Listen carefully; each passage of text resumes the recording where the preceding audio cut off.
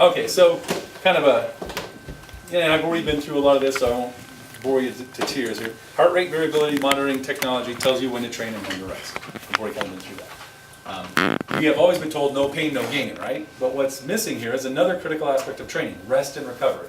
And you have to see rest and recovery as important as no pain, no gain. Okay, no pain, no gain, no sleep, bad idea. So, a lack of proper rest and recovery leads to overtraining. Overtraining leads to injury, illness, and diminished performance. Pretty straightforward. All the research shows that. The body can only endure so much continual physical stress and mental stress, like I said, school, things going on around you that you have no idea about, before it begins to break down. And stress is mediated by the cooperative conflict of the sympathetic, the fight or flight mechanism, and parasympathetic, the rest and digest nervous systems. If both systems are utilized as part of a training program, then we achieve maximal athletic performance. But if we skimp on either of these, training or rest, then that performance drops precipitously and can even end in injury or illness. Okay, so again, how do we know whether we should be doing volume or not? You would be taking your HRV and be watching, is my heart rate variability getting better? Are you doing enough volume? Are you building enough base? And then are you doing enough L4, L5 challenges in there? You have to put those things together. Not only do you need volume, and the coaches already, I mean, I was looking at you guys' program, and this is top level stuff. You guys are getting the best out there. But are you getting enough volume? But again, we have to tailor it to each individual person with their individual lives and demands. Are you getting enough volume? Are you getting enough L1, L2 training? Are you getting enough L4s, L5s that drive your heart rate variability down to have it come shooting back up and recover from it? Like our young lady over there said, well, I get this orange one when it's going straight up. Perfect, that was an awesome workout. Good intensity, keep that up. That's how we know those things. Excuse me, for us weekend athletes that don't have coaches, is there a companion app that you can plug in the sports or what you want, and then it looks at this and says, and can give you a workout suggestions based on your level of fitness that it has identified? This doesn't. There are a ton of, pick your sport, and if you go and start looking on the internet, there's workout after the 8-week program to depends on, are you running marathons, are you running half marathons, are you a skier, are you a cyclist, what is your sport? And if you get into that, go on YouTube and everybody will be going, so I took these guys' thing and I worked it out and here's what it looks like. So take any training regimen and this app helps you fix it or fit it to yourself. So the training programs are out there and there's all sorts of stuff. And sometimes like the Hanson brothers have, and my wife's a marathoner, and so she's using the Hanson brothers, and they drop off their high end runs, their long mileage. They'll do a high mileage and then they drop way off of it. That's not my favorite approach, but it works for her, and her heart rate variability sustains it, and she gets a good enough challenge that way. But some people figured out, oh, I'm going to go to the purple patch, I think it is. Those guys, they have you do one run a week that's long distance, and they keep that up. They have you at 18 miles. It'll be 16, 18, 18, 18, 20, 22, 18, 20, 20, and then so once a week you're getting that. So those programs are out there, and pick a program, try it out, but use the heart rate variability to make sure that it's working for you and that you're getting that. Is your heart rate variability improving? And if you're getting up in the 100 area, and I have a couple athletes at 105, and like I said, the miler from Ohio State, the former miler from Ohio State was 115. It was just, it was crazy. So there are programs out there, and no, we don't want to tell you which program you should use, because a lot of times it's personal preference. Like the Hanson brothers, they've set their program off of, well, I live in San Francisco, and and here's how big the park is, and so we do this workout. If you happen to live in New York City or somewhere where you have access, like the trails here, you can easily reproduce the Hanson brothers thing and go, yeah, I'll just run this far out and this far back, and I got it. Other people that live in other places where it's like, well, I'm running around the lake, and I can either go 10 miles around, or I can go 5 miles out, and I gotta go do 4 miles back or whatever. It's harder to do the Hanson brother thing because they want an 8.5 mile run. And it's like, well, that's boring. I'm 3/4 of the way around the lake, so pick some other. So no, not really. Okay, the short answer. Okay, so the heart rate variability uses measurements of heart rate. A deeper analysis is performed to measure the time gap between your heartbeats at rest to determine baseline measurement. The timing of heartbeats or heart rate is determined by, I said that. Heart rate is also driven by breathing in or out. So, this is something that you do need to use breathing as part of your workout. And sometimes this is covered in training, and sometimes it's one of those side things that people go, well, breathing's a good thing to control. Well, how do I do that? Again, there are books on that, there's stuff talking about that, but by breathing in, when you breathe in, your heart rate goes higher, it goes faster. When you breathe out, your heart rate goes slower. The slower your heart rate, the better your heart rate variability, the more fitness you're getting. So controlling your breathing while you're exercising or performing, again, you want to do it in training to have it in performance, the better your abilities are going to be. And that might not be something anybody's told you, and especially as young athletes, you're like, breathing? I just breathe in and out, what was I supposed to do?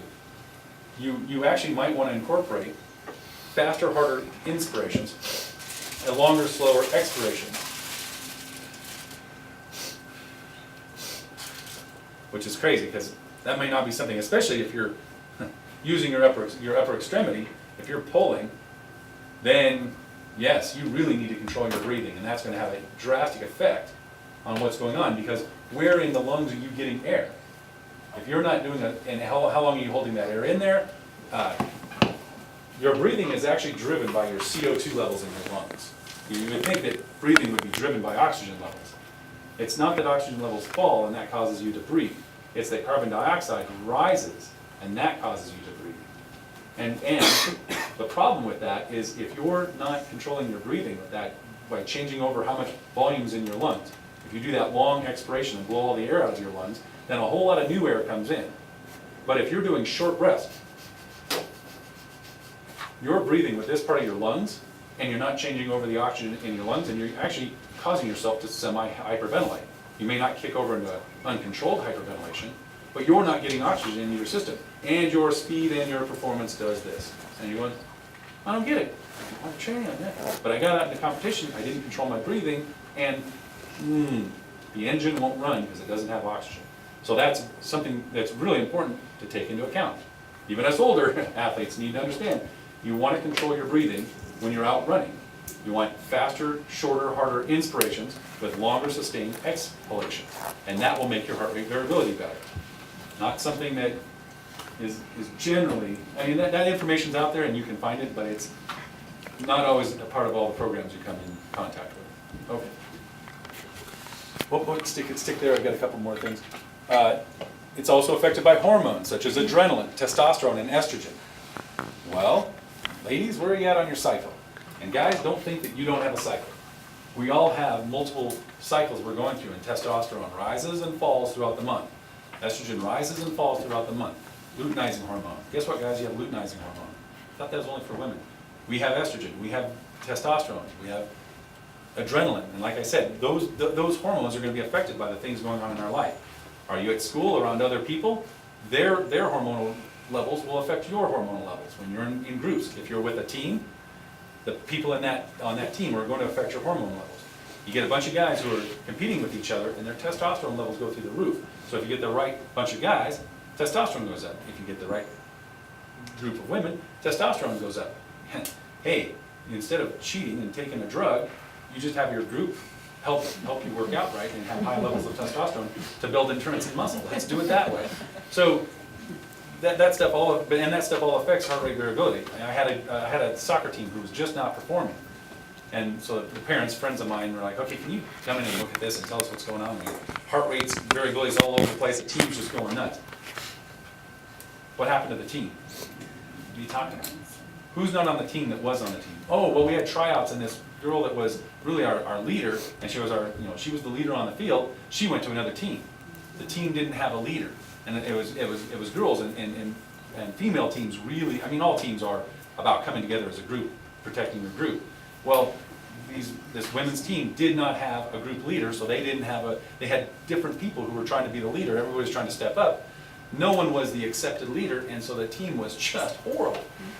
And they couldn't rest. Everything was going wrong. They were having headaches. Like, I'm having menstrual headaches. I never have a problem with that. Okay, we need to figure this out. We need to go do a team building exercise over here on the side that will help us, just one of those goofy, okay, you guys have to carry eggs back and forth and not drop them. And we're gonna have you compete against it. And natural leaders came, pretty soon the team had a leader, whoosh, team came together, they started competing. So it's information like that. And again, guys, you need to know, like if there's somebody in the team who's just causing problems, you guys need to get together as a group and confront the person saying, hey, look, you all need to be pulling together. Because there's, right? And that stuff happens. It really happens at this age. Wait, does a leader actually, is there like a biochemical aspect to leadership? Yes, the whole group performs better, right? I mean, we all know, too many chieftains, not enough Indians, right? Too many chiefs, not enough Indians. Why do we say that? Too many chefs, or too many cooks, not enough, not enough cooks. And exactly, but we have those things for a reason. Yes, there's a biochemical aspect of that really drives it, and you're gonna see it in heart rate variability, especially throughout a team. Okay? So that's why as a group, taking this as a group, using this tool throughout the group is very useful as well. Okay. Okay. Heart rate variability is a measure of the balance of these various factors and, taken over time, can be a valuable tool for measuring the effects of training and warn you when to back off or when you're not training hard enough. Let's go to the next one. Okay, so let's explore the underlying concepts of the heart rate and the heartbeat, just so you guys know what I'm talking about. Go ahead and go to the next one. Okay, there's an EKG. Of course, the picture's not as good as it should be, but you get the little, you've all seen the hospital show where the beep. Okay, hit the next one. Okay, an electrocardiogram is a test that records the heart's electrical activity. It picks up electrical impulses generated by the polarization and depolarization of cardiac tissue and translates that into a waveform. That's the heart's electrical signals set the rhythm of the heartbeat. So an EKG and the heart rate strap measures heart rate, rhythmicity, size and position of the chambers, strength and timing of the electrical signals as they pass through each part of your heart. Like I said, the guy with the ectopic foci, things weren't going right. So you hear about these athletes who drop dead on the court. Yeah, if they were doing heart rate variability, they would have picked that up long before and would have known this person's headed the wrong way. So you can find things like that too. We find things, and it may be just as simple as we'll go to the doctor and